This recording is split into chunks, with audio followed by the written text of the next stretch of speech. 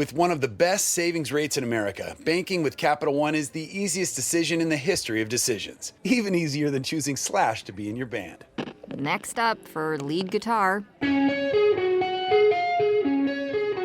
You're in. Cool. Yep, even easier than that. And with no fees or minimums on checking and savings accounts, is it even a decision?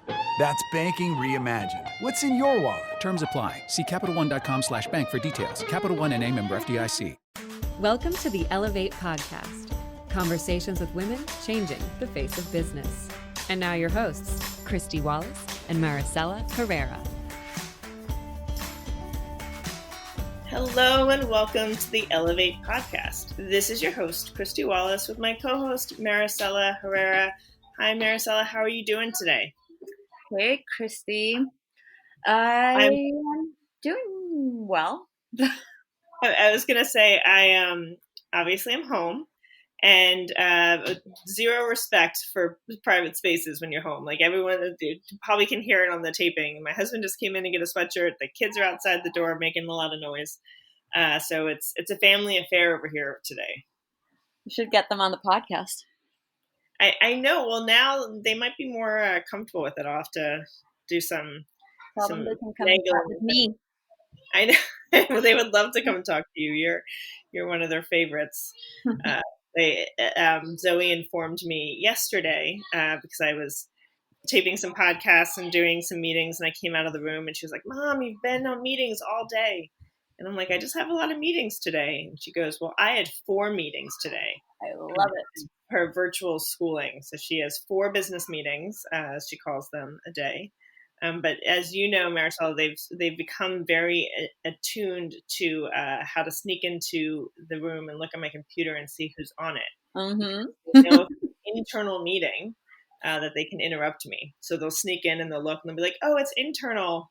Let me ask you for money or food or something along those lines." So it's certainly been a lot of fun these past couple of months.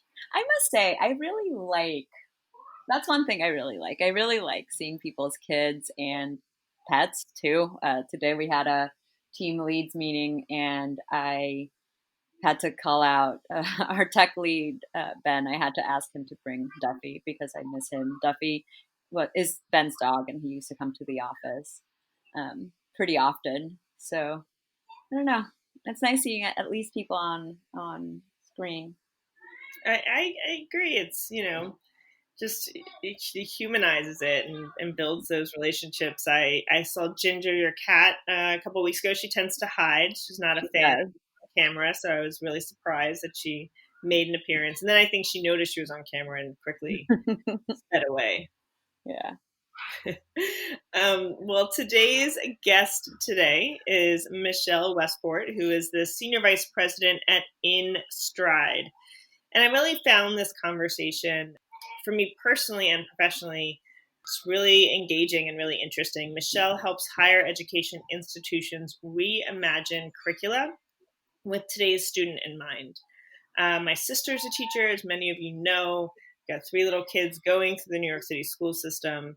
I am incredibly passionate about education and about how we continue to evolve education and the ways that we support our students and more especially students from underserved communities who don't have access to the support systems and structures that are so important. We've seen a lot happening in particularly the past couple months with COVID and access to that support structures that schools provide and the curriculum and technology that we've been turning to more and more in teaching our children. And Michelle's work is really important. She certainly has a lot of passion for how we can reimagine curricula, and I thought the conversation was fascinating. Awesome. I'm really curious. Well, let's get to that conversation.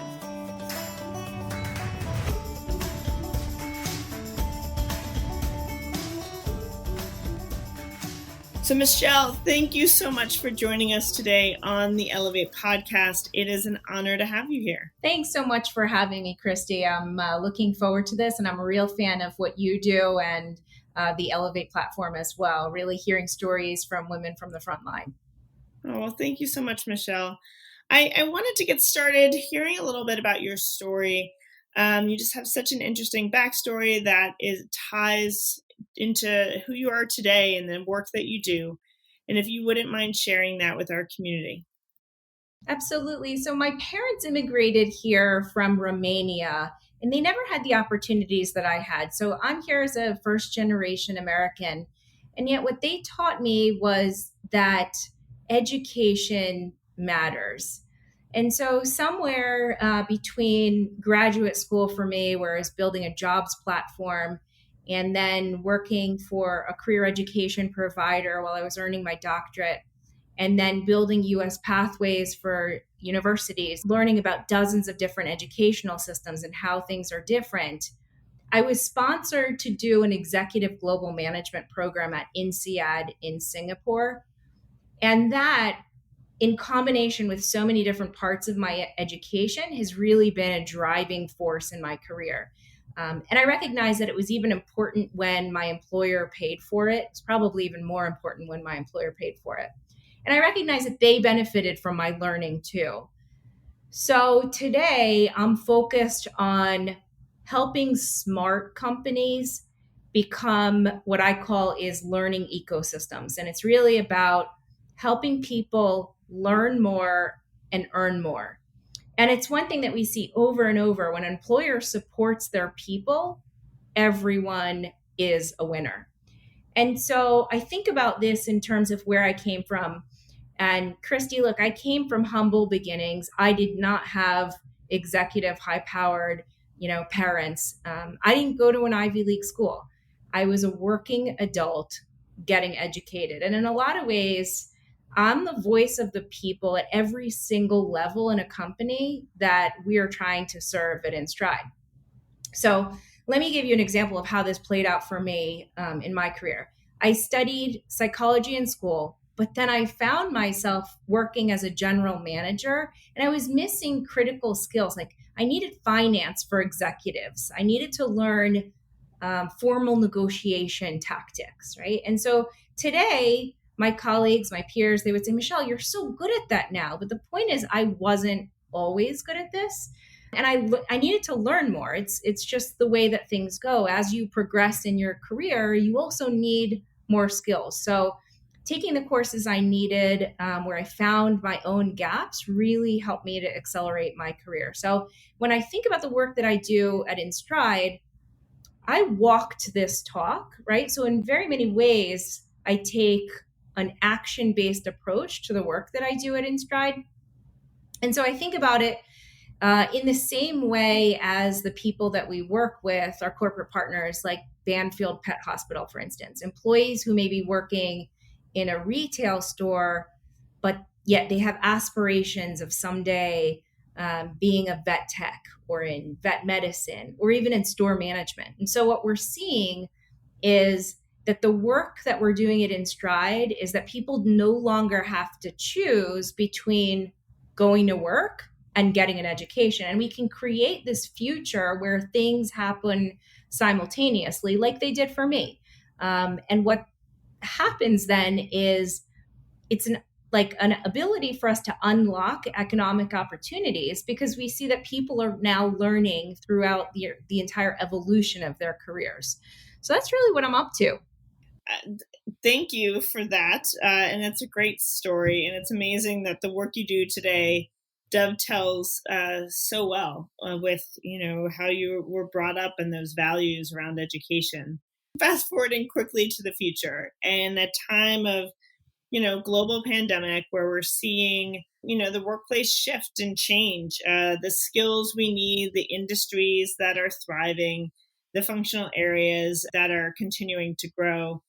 And, I have a history in workforce development. I sat on a board of an organization called WPTI, and we thought so much about the opportunities of upskilling to really help, alleviate poverty, to bring people access to those opportunities that they might not otherwise have.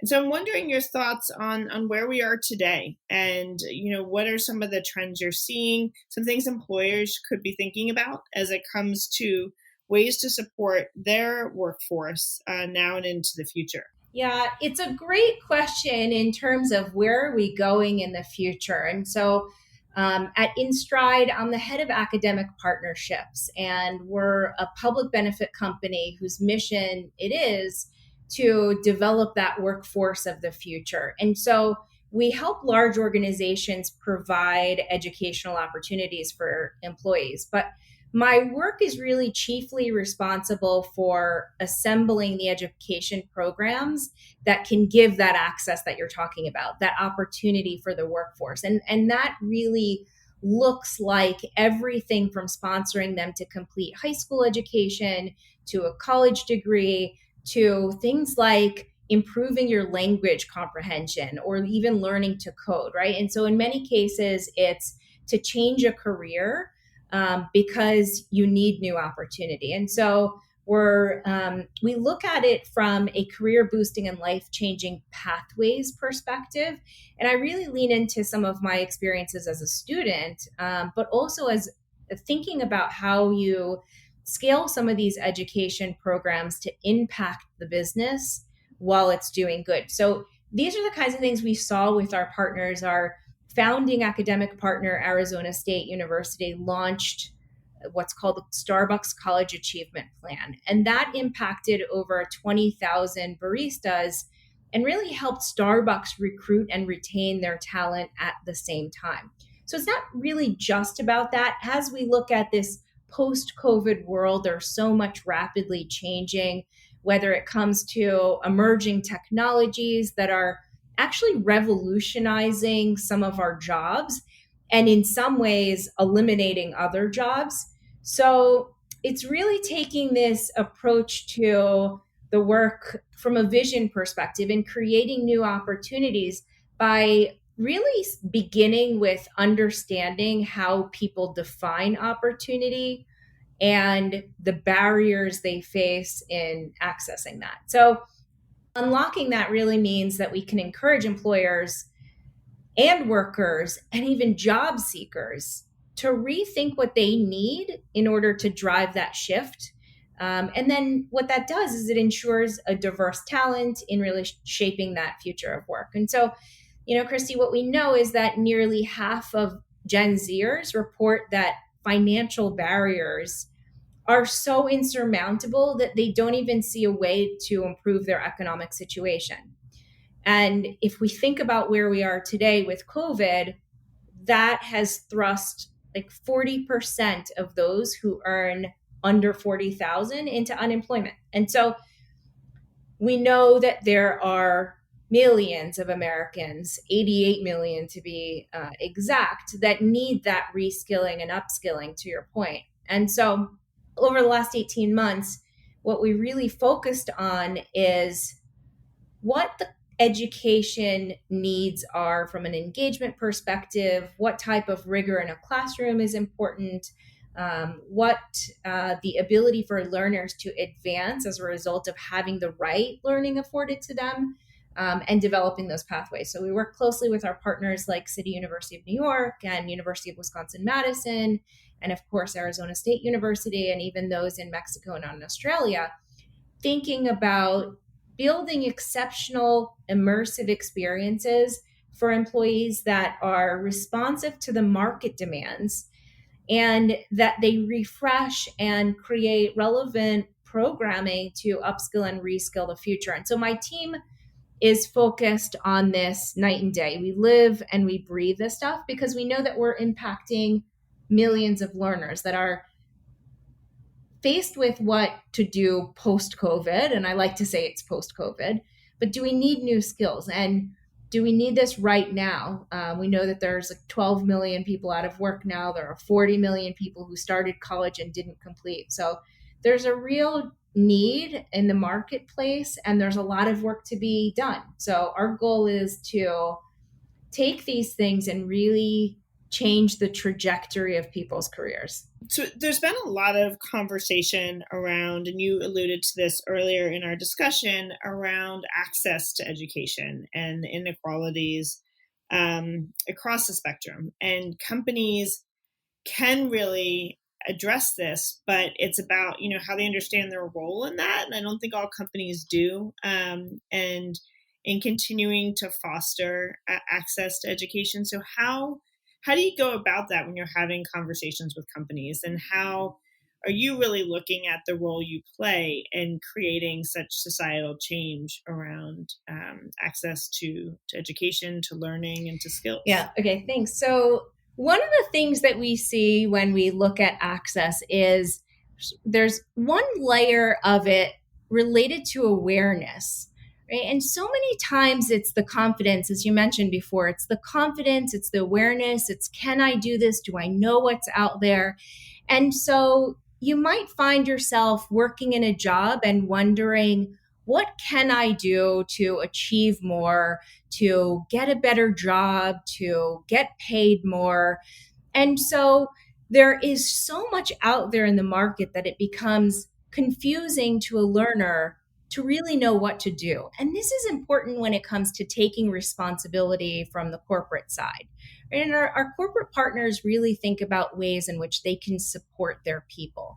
Not only do they want to provide access from a financial perspective, but they also want to be sure that the education that their employees are investing in from a time perspective and from a money perspective is going to achieve the outcomes that they're hoping for.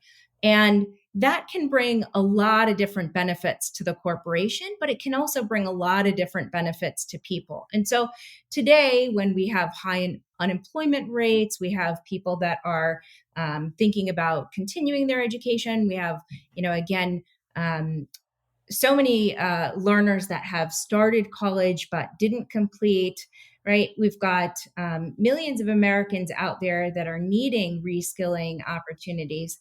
But when it comes to access, they just don't even know where to turn or what to do next. And so they look at their employer from the perspective of, let me ask my boss first. What would my boss want for me? Is there a specific module that I should be taking? Is there a degree path that I need? Is there a specific skill set that my boss is looking for? We tend to find that when corporations have really good connections between their employees and their boss, there's a higher level of outcome or achievement with it. So we really try to build this into our programs as well and support employers, because the more that they have the ability to support their people and create that awareness and understand what those skills are, the better off both sides really are.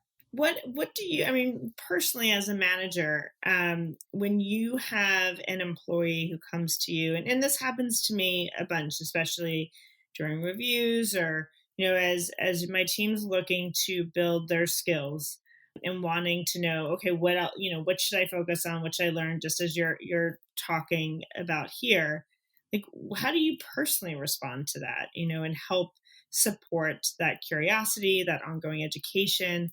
And clearly you have a doctorate. It's something that's really been important to you. You talked about, financial modeling and doing additional programs that helped bolster your career. But what are the ways for our listeners who may be managers who want to support the growth and development of their teams that you're able to pinpoint, that direction or that advice? So I generally start with what that employee wants to achieve. So if I can understand what someone's motivations are, then I can help them to achieve those things. So if promotion is the most important thing for somebody, I want to understand where they want their career to go. Do they want to be a manager? Do they want to go into product development or into marketing after this? Depending on what they want to do, there's different things that we can help coach along the way. And one of the things that I think is important to working with folks that are aspiring to move up in their career is really having a support system and a structured mentorship program in place, being able to lean into not only formal ways to educate, but also informal ways to educate. And so those have been the things that, I tend to lean into on my teams is really understanding what motivates an individual, what do they want to achieve, and then really sitting down and mapping that out. And that again can go with a formal plan, and also really is important that we have an informal plan in place as well. What are some of your best practices for staying on that path? So I guess what I'm asking is, with a high power job, family at home, middle of a pandemic, all these things, continuing to make the time for your education.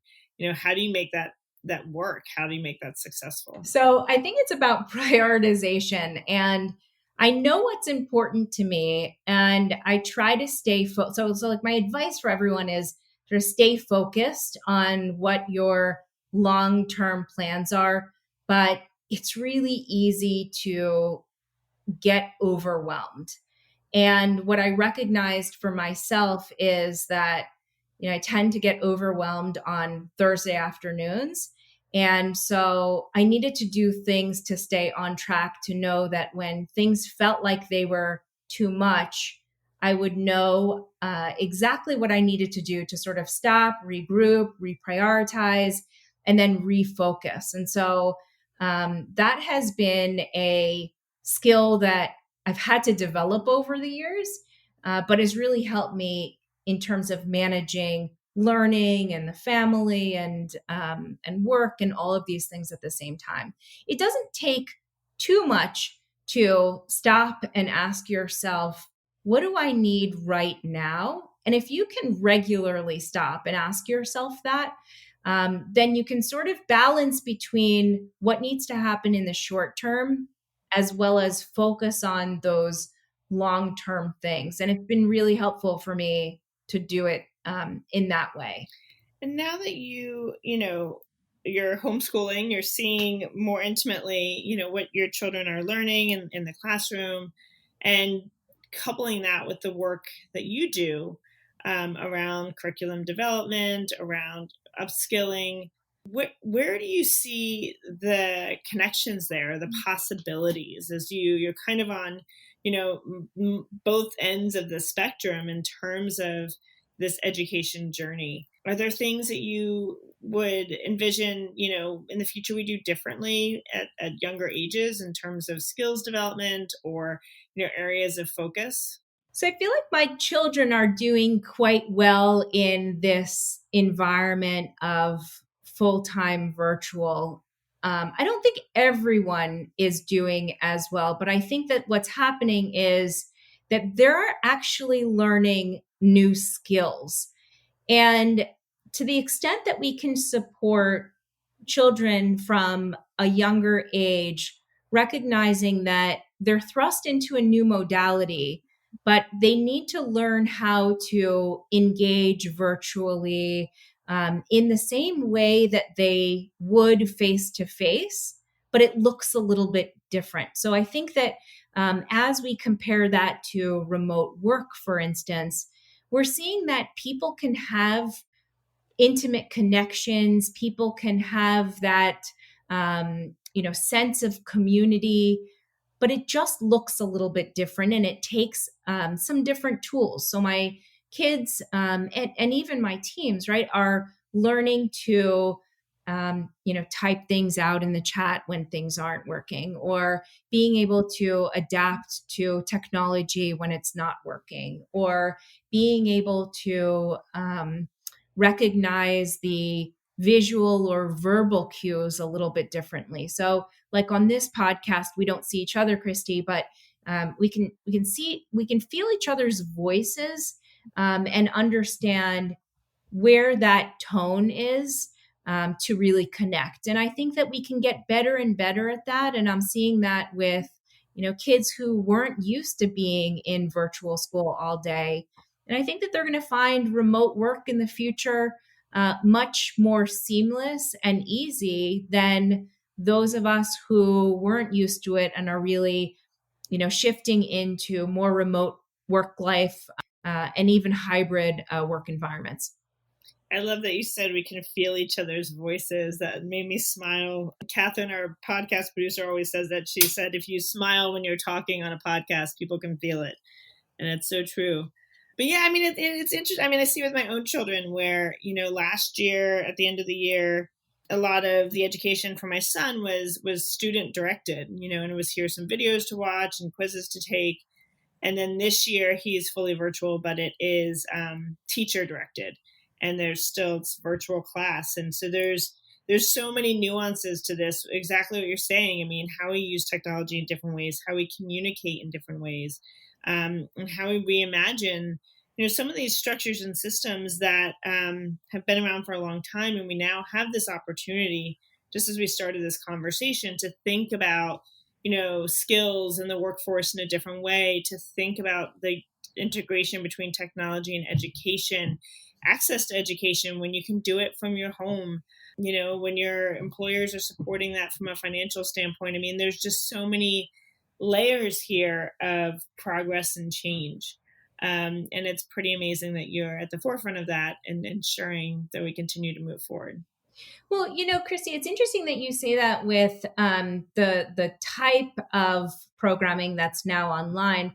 So what we've found is that online curriculum and online instruction should be different than just virtual. So the schools that just, popped online because they had to with COVID is very different than quality online education that's being designed intentionally so that you have high levels of engagement, you have media content that's uploaded in a way that's not just some like a lecture that's live, that's recorded and moved online, right? So there's ways in which that intentional quality education is different. And I think it's important that we recognize that as we go into, new, the future, if you will, and understanding that those that put time, effort, and investment into the quality of that education, the outcomes really are different. Well, thank you for that, Michelle.